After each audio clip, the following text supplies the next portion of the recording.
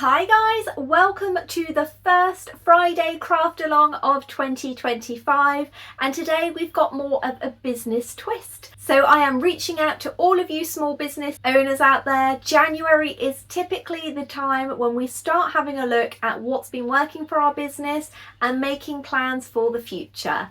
For me, packaging and branding is always a huge part of that, and I usually like to have a little change up to go with the new year. So today I'm going to be showing you how to make your very own personalised parcel seals and custom thank you flyers. Let's jump in.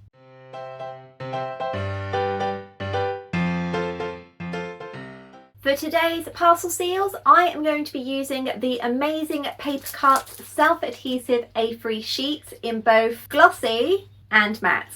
Now, if you don't have an A3 printer, don't worry, because PaperCutz also offer an A4 version, and I'll be showing you how to use that too. For the flyers, if you'd like to make a double-sided, I highly recommend their 300 GSM double-sided photo matte cardstock. If you're only going to go for a single-sided, then definitely check out some of their specialist finishes like this RC waterproof silk photo paper. It has a linen effect texture which looks really elegant and prints beautifully. Although I always rave about the gloss versions that they have, in this instance, if you are planning to write your customer's name or any note on the thank you flyers, I would suggest that you stay away from the gloss because it can take a little time for ink to dry on the surface, and that can be a bit of a pain if you've got lots of orders to go through. For designing, I'm going to be using a combination of Canva, Silhouette Studio and Affinity Designer.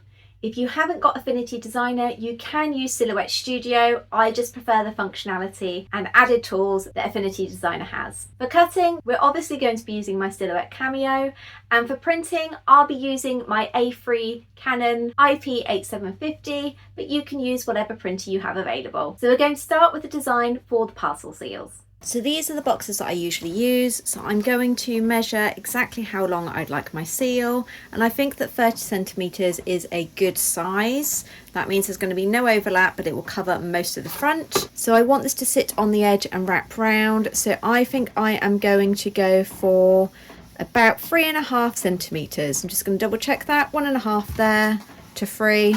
Perfect. So this means I need to make each of these seals 30 centimeters long by 3.5 centimeters wide. So we're heading over to Canva and we're making a 30 centimeter wide by 3.5 centimeter tall document. I've had a look at elements and I quite like this thank you text here. And now I'm going to incorporate confetti, as it's something that I use quite a lot in my branding. And I've also pulled in some of the elements that I usually use for my YouTube thumbnails and branding. Once I'm happy with the layout, I've also added my logo and then just tweaked all of the colours and used the special effects in Canva to make the text pop. Next, it's over to Silhouette Studio, and I've adjusted the registration marks and changed my matte settings to A3 media. I've made a rounded rectangle that is the same size as a sticker seal, and then I've imported the design from Canva and duplicated that many times on the page. I've also gone ahead and made an A4 version, which is slightly smaller but is going to work just as well. This is perfect if you don't have an A3 printer. For your print settings, you need to make sure you've got high quality and then either matte or gloss, depending on which you're using. When it comes to cutting these out on the Silhouette Cameo, you need to make sure that you're using the score setting rather than cut, as this will prevent it cutting through onto the backing sheet, which can be tricky to remove. Okay, so now we can just peel this away, and because I have practiced so much with my cut settings and making sure that I use the score rather than any of the other Silhouette's tool settings, I know that this is going to work. So this has left us with the perfectly cut out seals, but it hasn't gone through the backing, making it nice and easy to peel off. So these are the ones that we did on the A4, so they are slightly smaller than I had originally anticipated, but they still look great. And here is the A3 version. You can see that obviously these are a lot longer than the A4 one, and these are the original size that I made for my box, but it's just to show you that you're able to make them on an A4 printer as well. This is actually a gloss version, as you can see here. whereas the A4 is matte, so slightly different. Now to make the thank you flyers, we're heading back over to Canva and I'm going to make an A4 document that is on a horizontal layout. I've had a look at the thank you elements that Canva has to offer and I quite like this one. I'm just having a play around with the text colours, and then I've gone ahead and incorporated the same confetti that I used before. This time I've added a white box behind and tweaked the transparency to really make the text pop, and I've added my logo. We're going to do a double-sided spread for this one, so I've imported this design here that I have made on Procreate, and it's just a little handwritten message to all of my customers. I'm also going to add a section at the bottom that's going to have all of my useful links so that customers can reach out and find me. I've also added the text version just of my logo, just so that it doesn't get too busy, and I've added a little note requesting that customers remember to leave a review for my small business, as they really are quite important, especially on platforms like Etsy. Now later on you can see that I've actually changed the font for this tag at Chibi Designs and the message about reviews. I've actually used a font that I created myself with my own handwriting, which will match the message that I also have about thank you for supporting my small business. If you would like me to create a video on how to make your own font, then let me know and I will be more than happy to do that. With a Canva Premium, you can actually import your own fonts, which makes it really handy to keep branding consistent. Now I've also gone ahead and looked at all the different elements, and I've used one for Instagram, Facebook, website and email. I've then used just a standard Arial text to add all of the information for each of these, and I'm adding all of this to the little blue section at the bottom. As you already know, the blue and pink are my branding colours. Once that's done, we're downloading and heading over to Affinity Designer. Now I'm going to print 4 of these on an A4 page, so I have scaled them down to A6, which is 148.5 millimeters by 210 millimeters. I've then duplicated these and then made sure that they are all laid out correctly on the page. You saw that I used this little line here, that's going to be our cut guide. Lastly, it's really important that you rotate the facing of one side of these if you're doing double-sided so that they will print correctly. For your print settings, you need to make sure that you are high quality and then a matte cardstock, as this will give you the best quality print settings.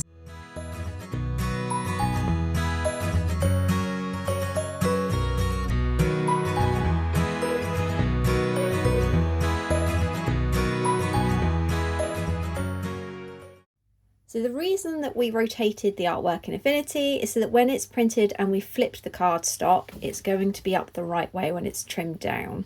I also moved these cut lines onto this side of the design, because on this side it doesn't really matter if it's slightly out because it's a solid pink background with just a few little bits of confetti, whereas on this side it would be really noticeable if you end up with a bit of pink on the blue or vice versa. So in reality, you would obviously make these cut marks much lighter, but because I need these to pick up on camera, I've done them a little bit darker. So now it's time to trim. You can either use a guillotine, or if you don't have one, a sharp scalpel or craft knife and a ruler is perfect. It's just a case of lining them up on the marks that you have made, like so, and then carefully trimming down. Now obviously when you get to the shorter lines, because we've cut it down the middle now, there's going to be nothing else to meet it up with, but that should be fine. They're long enough that it should still align. So we have the back side where it's got thank you for your order and your little logo, and then on the other side you've got a handwritten message here. This was done on my iPad.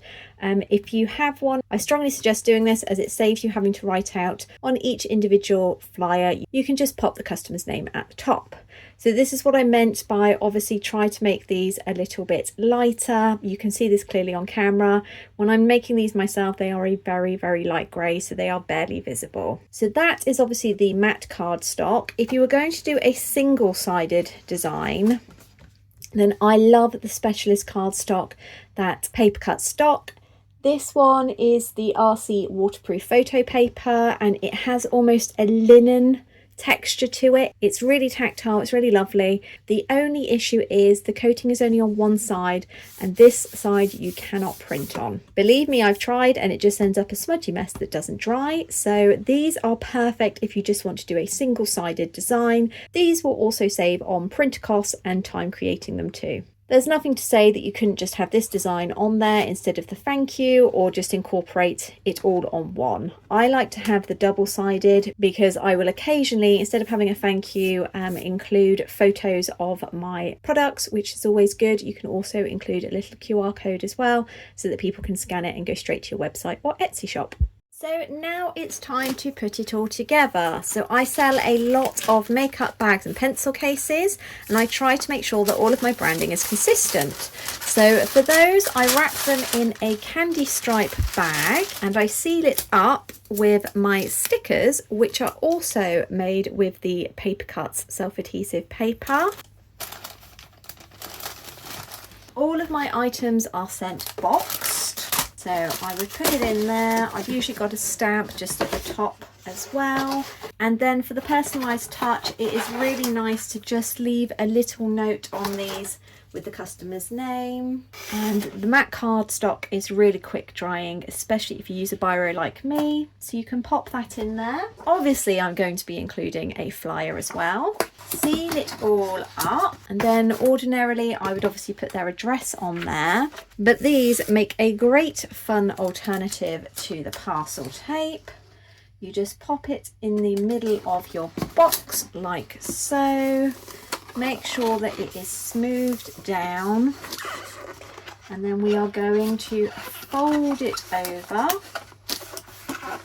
like this. And then we have got a really lovely envelope seal there for your customer. Now, obviously you could have multi-lines, so you could design it so you've got thank you for your order there, and then perhaps your business name underneath. That would look really cool. You don't necessarily have to have text on there either. And to just show you what the slightly smaller version looks like, the one that we did in A4, I'm going to put it on this side, obviously. This side is not needing to be sealed, but just so that you can see how well that works as well. So we've got a good length there.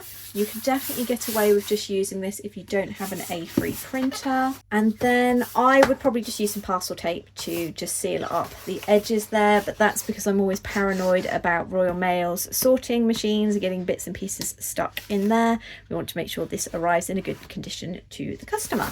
So I think these look great.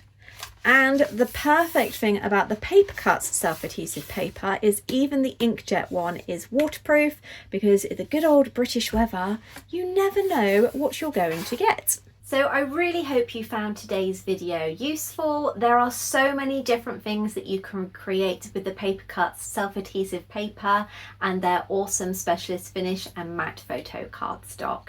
You could definitely create these in different sizes if you'd like, or perhaps even use the Silhouette print and cut to make some different shaped thank you flyers too. If you do create something, I would love to see it. Tag me at TBT Designs on Instagram and I'd definitely respond. A great big thank you to PaperCutz for supplying all of today's amazing cardstock and specialist finish paper, and for sponsoring today's video. If you have any comments or questions, then definitely add them in the box down below and I'll be sure to get back to you. Otherwise, thanks so much for watching. Don't forget to like and subscribe, and I'll see you next time. Bye!